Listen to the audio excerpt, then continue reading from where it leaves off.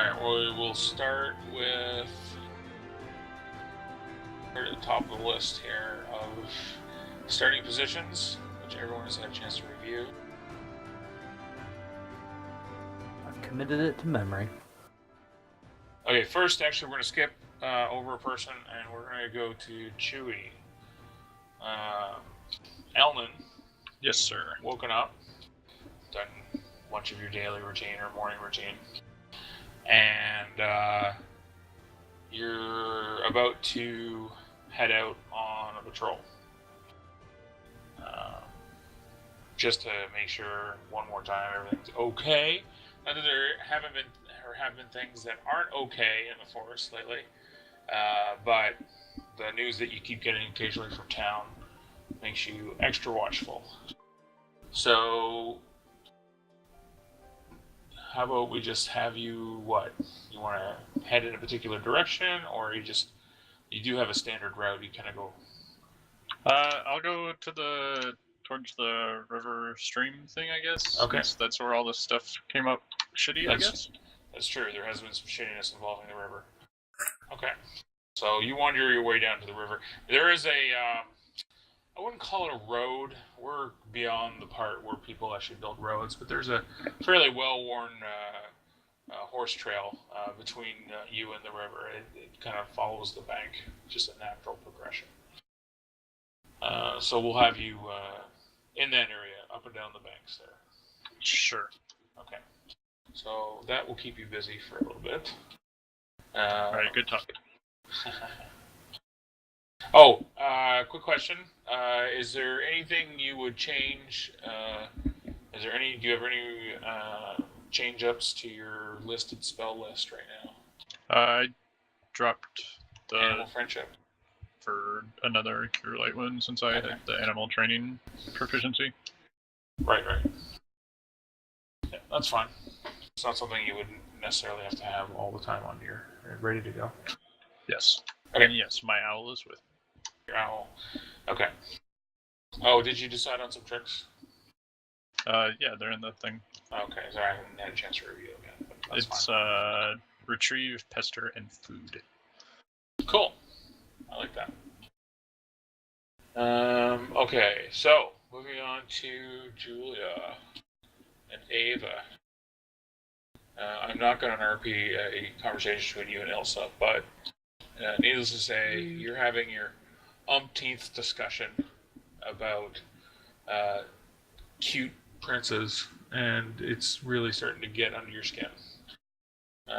Ooh, cute princes. Savage, I'm gonna need you to have a discussion with her about cute princesses. Please do. I need this in my life. I need you to use a female voice. You asked Rolf and company to head out extra early today because you're really pushing. In your mind, you can get through the next town and past it and be well on your way to the Spire without having to do another stopover. When you left, let me get onto the map here. Not on the right screen. When you left Cantor, it's like a 2-day trip. We still have a ways to go. Yes, but it's been far too long, far too many crappy little farmland towns, and you're just sick of it, so it doesn't lead to necessarily rational travel plans. So you've been going along for a couple hours already. The sun has crept up while you were in the carriage. Elsa's been in and out of naps. And everyone's just showing the wear. It's been a long voyage for everybody, for people that aren't normally. I mean, even Frederick, who has spent some time before he was in your family's employ, service in the army and whatnot, hasn't done this much marching since then. So, anyway, and I need 1 second to know. So you wake up every day and normally keep your sleep spell at the ready, is that? Actually, in this case, typically probably for the first couple of days of the trip, yes. You could keep putting Elsa to sleep. Sorry, go ahead. But now I'm probably desperate for some entertainment, so I might do a prestidigitation. Okay. Just to have maybe like idle music or Just your little anything. cantrips. Yeah, anything. Just desperate for comfort at this point. Gotcha. Sorry, it's like the only bug in the world that's ever been in my apartment is hovering in front of my face right now. I'm like, go away. Say, hey. Fuck about my face. Say, hey, what you doing? Kill him and describe his death. Put his tiny bug head on a toothpick for all There's the a others warning to to see. the others. CSI photos. All right, so we've established what you're doing and where you are, and you're in a nice, comfortable, covered carriage. It's overcast. It's a little bit rainy. The trail is somewhat muddy this morning because it did rain pretty heavily overnight, which is good because now the ride is a little softer. But fortunately, there's just this pitter-patter, constant noise on the roof, which is starting to get annoying too. Anyway. The struggle is real. Above the din of the cart and the rain and the horses and all the equipment that clangs and bangs and whatnot, there's a large crashing noise and then a lurch and horses rearing and screaming. And Julia, you need to make a roll against your constitution. Constitution. That's So roll a d20. kind of rude. Net lag. Okay, So I roll under, right? You roll. Right? Yes. Con check? Yeah. Actually, yeah, you do. And I, Okay. I win. Well, that's fine. So you fly forward. There's the cart comes to a lurching stop. You fly forward along with Ilsa, and you are briefly knocked unconscious. Okay. Yes. Losing that roll would have been much worse. So. Sounds like. Yes. Everything goes black amidst the din of all this noise. And we'll come back to you in a second. Okay, over to Axe. Yes, sir. Actually, before we get to you, let's go to Allistair for a second. Farewell. There won't be much for him to do. Allistair, you've taken to sleeping in as of late. But Of course you did. For some reason. Well, two Lazy reasons fuck. that he's been sleeping in. He likes to do so. B, three reasons. B, he's been drinking a lot more. And C, he's trying to avoid having awkward conversations with the innkeeper and the tavern keep, both of which he owes considerable money to at this point. However, last night you were unable to sleep very well, and so, like it or not, you dragged yourself down to the main room of the inn, and you're waiting and hoping to get some breakfast into you because all that's on staff right now is one of the barmaids. Get some breakfast from her into you before you run headfirst in the tavern keep. So I'll leave you to think about what you like for breakfast, and we'll go back to Axe. The tough decisions. It is. It's rough. It's rough being a world-renowned treasure hunter on your last dime in a backwater town. Possibly the last free breakfast you'll have. Okay, so I believe, Axe, we started with you, very simply, in amongst the shadows of a warehouse on the edge of town, and you've spoken up to Slim. And Slim, who a moment ago was despondent and just dreading everything in life, is now 5 shades paler. And he was a pretty pasty guy to begin with, and has jumped up, clutching at his chest, feigning a heart attack. And he demands to know who you are. And then he starts jabbering, like even mid-sentence. He's like, "Wait, you're not here to kill me, right? Please tell me you're not here to kill me. Just give me a little more time. I'll sort it out." Alright, so I asked Slim, what's he gonna sort out? Well, obviously the problem with it. Wait, who are you again? He's starting to get his composure back because he realizes if you were really here to kill him, he probably would have done it right now. So now he's a little curious. Still doesn't know what the hell's going on, but he's a little curious to know who you are. Okay, I tell him that I am a representative of people who have interests in his shipments. He turns 3 more shades of white. Says, I knew it. The guild's checking up on me. And he says, oh man, this day is just gonna get worse and worse. It's like, what does the guild want with me? What do they think's going on? What do you know? For God's sakes, man, tell me. Well, I ask him what he knows about 2 missing shipments that the guild is eagerly awaiting the arrival of. 2? Oh man, I wish it were just 2. It's been 4. The locals think it's 2 because we rig all the shipping manifests and the shipping schedules. But there's been at least 2 more shipments from Highfall with some high-priced goods, well-crafted things, coming downstream I haven't heard from in over a week. That ore shipment that, I don't know what happened to it, charred remains and a body of one of the ship hands, I was just the icing. But I mean, the locals around here, they would know one ferry from another if it ran over their crops. Bunch of farmers. And loggers. But yeah, it's bad, and I don't know. But you tell Gil, I swear, I'm not skimming anything.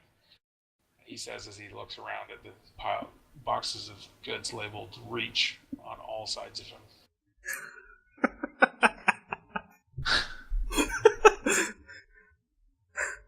Okay.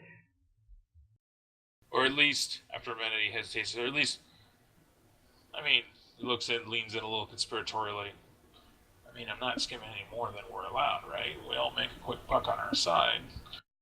But certainly nothing they'd notice downriver. And certainly not entire shipments. That's insanity. He says, I don't know what's going on. I've had my best boys scouring the fields trying to figure it out. I'm coming up nothing. All I can figure is somebody else is trying to horn in on guild action. That means bandits. Okay, so I ask him if he knows anything about any bandits in particular that might be interested in this kind of activity. Well, I tell you, I've asked for any type of assistance from some of the how we say unsavory elements around town, and this is what they tell me. And pound, pound, pound, pound, pound. Open up, Slim. We know you're in there. Big booming knock at the door. What do you do? I slink back into the shadows. Roll for initiative. Yeah, D10.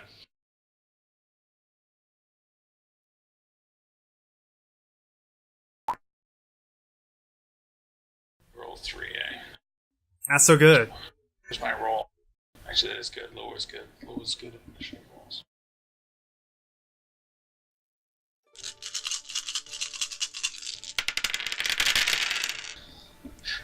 I may have rolled too many dice. Okay. You managed to slip in just as the door flies open.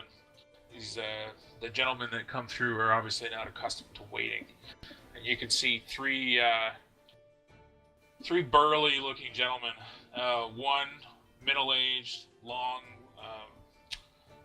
handlebar mustache, a bit of gray in his otherwise dark brown hair, wearing chain shirt, tabard, looks very official, and a badge on top of that.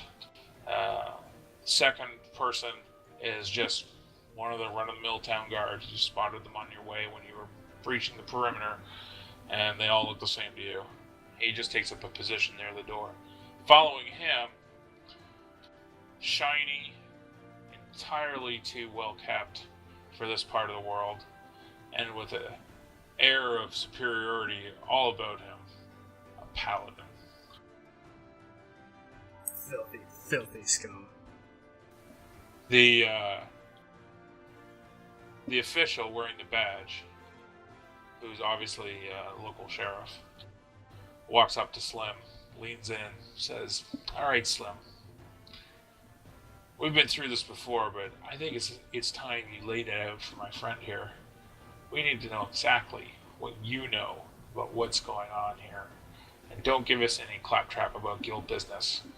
Because, contract or no, we'll make sure that you don't see the light of day again." And Slim's he's like, his shoulders just sag at this point. Between the conversation he's just had with you, which they don't know about, and this, and the guild, who he's really more concerned about than anything, he is just the tiniest fish in the world, the largest pond right now. He's just gives up. So it looks like he's about to spill any possible piece of information he has. He's going to tell it right now. So there's no point anymore. He's got no gambits left. And so he says, "All right, Sheriff, what do you need to know?" Okay. As long as it's while he's doing this, what are my exit options here? Oh, well, the front door's out. The back door is also unfortunately out at the moment.